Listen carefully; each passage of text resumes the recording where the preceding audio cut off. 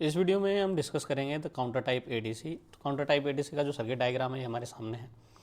तो यहाँ पर हमने एक गेट लिया हुआ है, ये एंड गेट है। एंड गेट सिंपल यहाँ पर स्विच का काम कर रहा है। ये बाइनरी काउंटर है क्योंकि यहाँ पर क्लॉक कनेक्ट है। तो ये स्विच क्या कर रहा है, अगर ये स्विच ऑन होगा यानी ये वन होगा तो क्लॉक आउटपुट पे आएगी और फिर जो बाइनरी काउंटर है उसके करस्पॉन्डिंग क्या करेगा, वो इंक्रीमेंट करता रहेगा। जैसे काउंटर का होता है, काउंटर क्लॉक पे काम करता है, तो जितनी भी क्लॉक आती रहती है उनको काउंट करके वो इंक्रीमेंट या डिक्रीमेंट। तो ये बाइनरी अप काउंटर है, ठीक है, इसको अप काउंटर बोल देता हूँ मैं, बाइनरी अप काउंटर।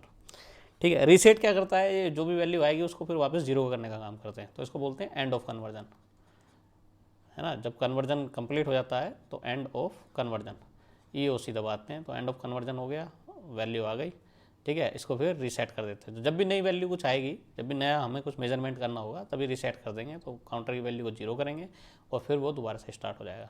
तो बाइनरी जो काउंटर है, जो भी उसकी वैल्यू होती है, जैसे कि 0 0 0 मान लेते हैं 4 बिट का है, तो 0 0 0 0 है ना, 4 बिट है।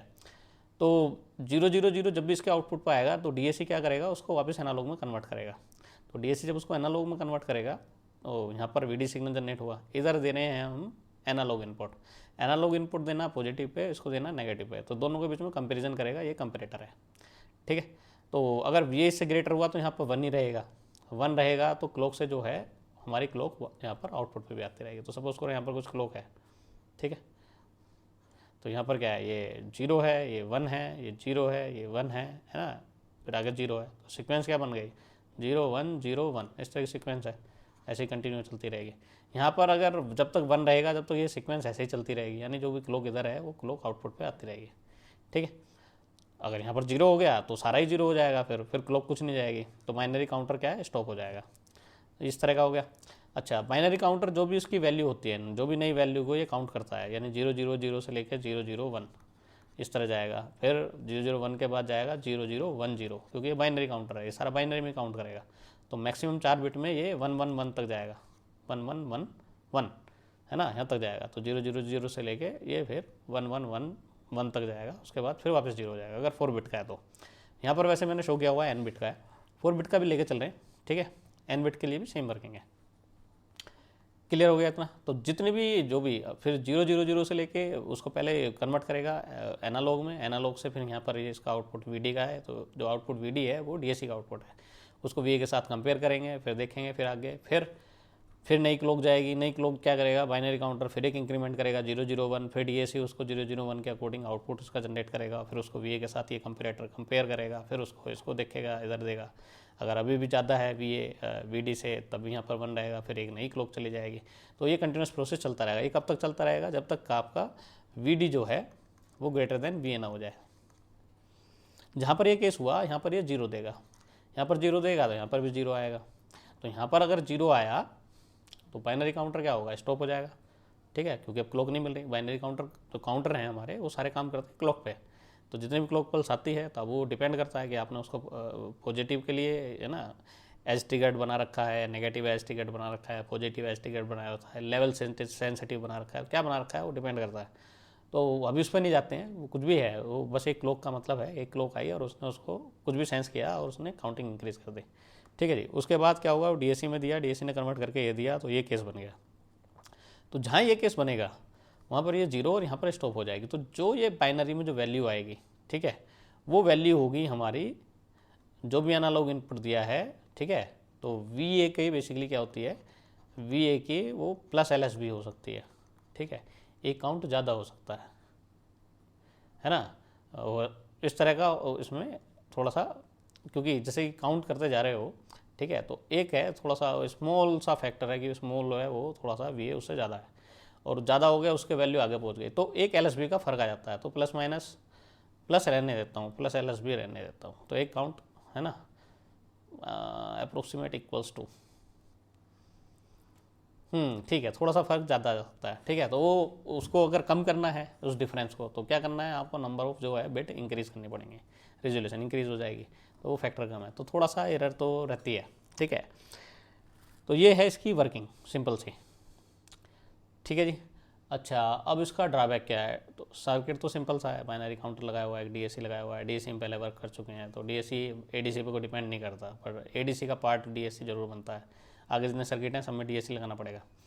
ठीक है, अच्छा, अब इसका ड्रॉबैक ये है, एक तो ये सारी काउंटिंग स्टार्ट करता है बिल्कुल जीरो से, और फिर उसके बाद अगर देखो ये तो कितना का था, 4 बिट का था, ठीक है। तो 4 बिट का था, तभी इसको 16 क्लॉक की जरूरत पड़ेगी। तो 0 0 0 से जाने के लिए 1 1 1 1 तक जाने के लिए 16 क्लॉक की जरूरत पड़ेगी। 8 का हो तो 256 क्लॉक चाहिए, ठीक है।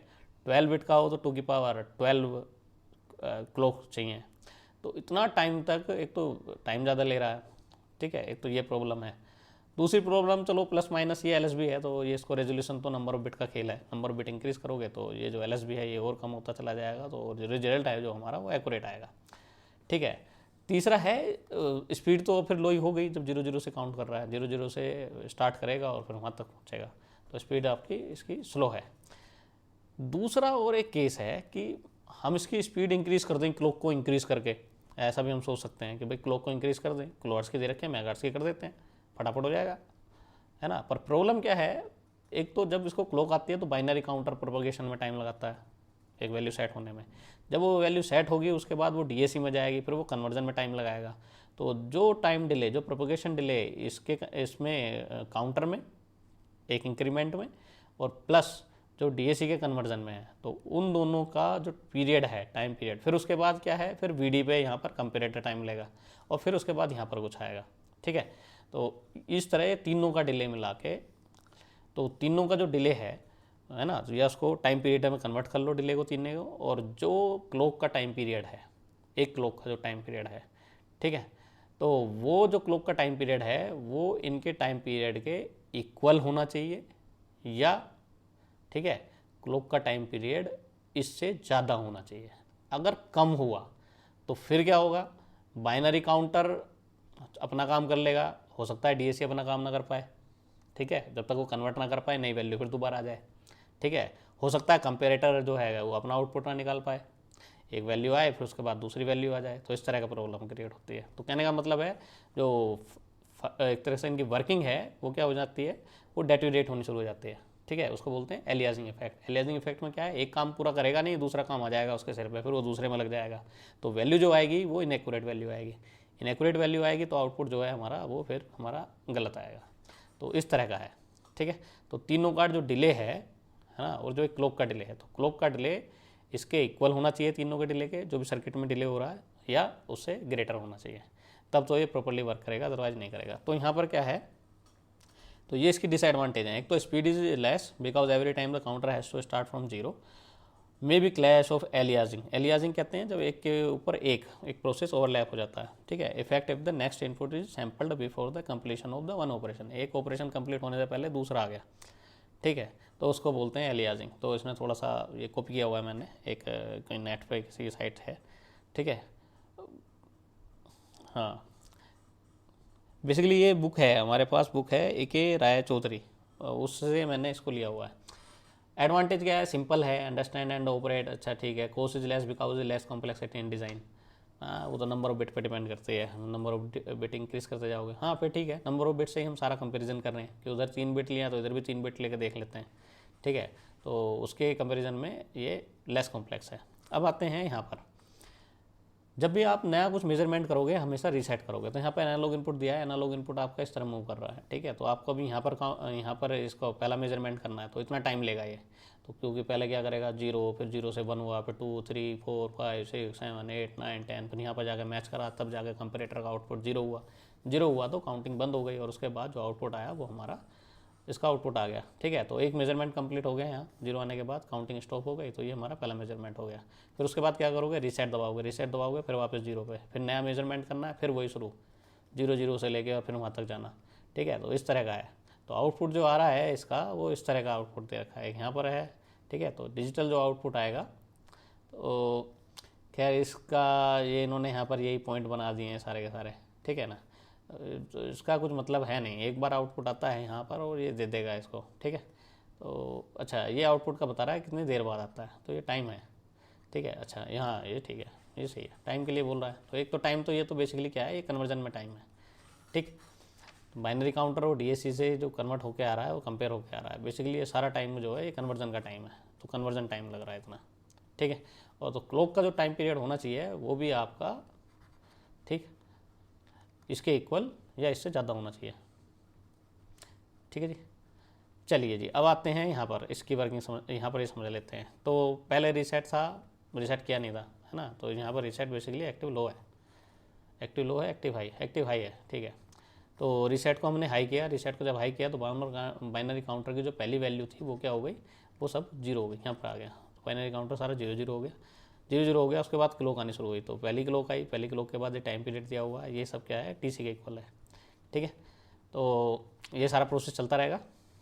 तो उसके बाद क्या करेगा, इसका आउटपुट निकालना। तो पहला जो है 0 0 0 0 के अकॉर्डिंग जो भी वीडी आया, ठीक है। तो यहाँ पर वीडी ये है दे रखा है इसका आउटपुट, ये जो वीडी है ये वाला वीडी है, ठीक है।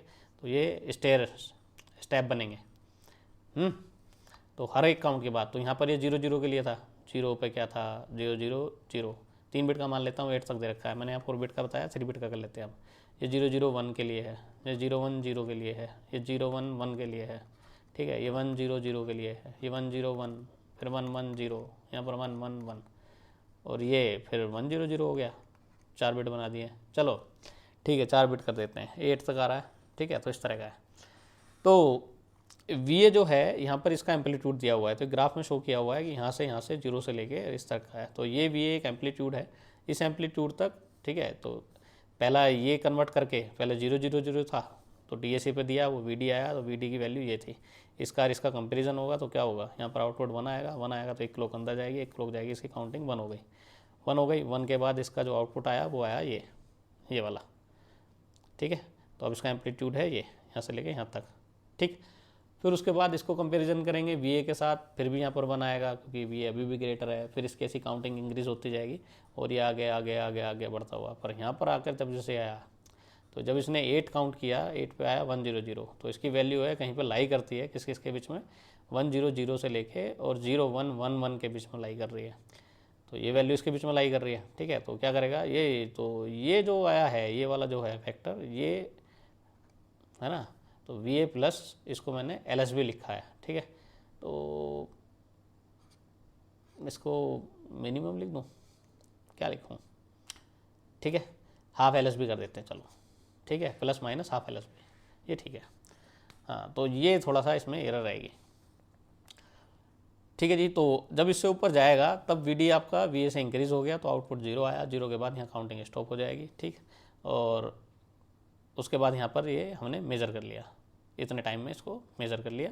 मेज़र करने के बाद फिर दोबारा रीसेट को हाई किया, बाइनरी काउंटर की वैल्यू फिर 0 हो गई। तो ये वाला केस चल रहा है, 0, फिर नेक्स्ट मेजरमेंट के लिए फिर यही सब चलेगा, नेक्स्ट मेजरमेंट फिर ये सब, इस तरह का चलता रहेगा। तो ये वेवफॉर्म ये शो कर रही है बस, इसमें और कुछ नहीं है, ठीक है। तो 8 क्लॉक के लिए इसने बताया, 4 के लिए कर लो। तो मैंने भी यहाँ पर मैंने तो वैसे 16 क्लॉक का इंतजाम किया हुआ था, ठीक है। तो ठीक है, यहाँ तक इसको करके और बीच में कहीं VA की वैल्यू ले लो और कंपैरिजन करते चलो, और उसके करस्पॉन्डिंग आउटपुट जो है तुम्हारा, ये सब प्रोसेस इसको दिखा सकते हो, ठीक है जी। तो कैसी लगी वीडियो, लाइक करो मेरा इस वीडियो को, चैनल को सब्सक्राइब करो, फ्रेंड करो अपने साथ, फ्रेंड के साथ शेयर करो इसको, ठीक। डाउट है कमेंट करो, ऑलराइट। चलिए इसको फिर मैं यहीं रोकता हूँ, थैंक यू।